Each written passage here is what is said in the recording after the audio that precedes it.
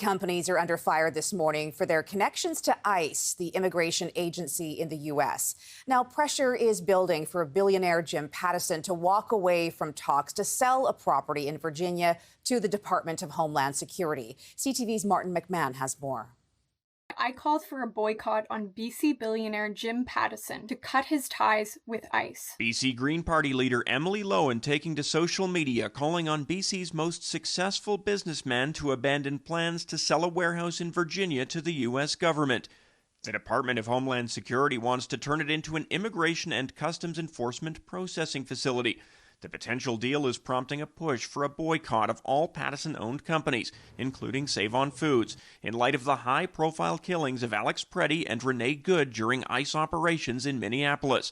Lowen's rallying call on TikTok has received more than 100,000 views. This boycott of Pattison grocery stores and Pattison media is gaining real traction, and we need to absolutely escalate the pressure while this deal is in talks. Deputy Premier Nikki Sharma also weighing in on the pending sale. Just like the rest of the world, we watch in horror about what's happening there. And I think that calls upon business leaders across this province, including the whole country, to think about their role in what is unfolding there. A group called Indivisible Vancouver is planning a protest outside the Jim Pattison Group offices downtown on Friday. It's hard to hurt the super rich, but it's possible.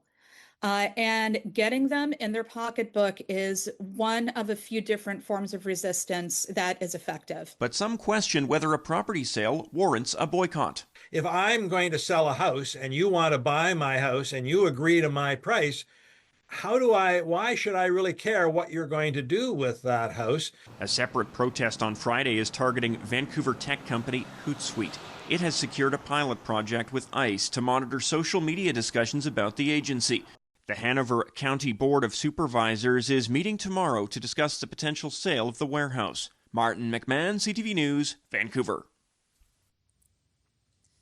Now, we have received a statement from Jim Pattison Developments saying its Virginia building was put up for sale when operating needs changed and an offer was accepted from a U.S. government contractor.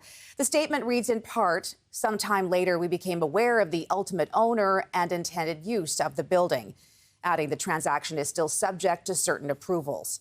It goes on to say the company doesn't usually comment on private transactions, but respects that this issue is deeply important to many people.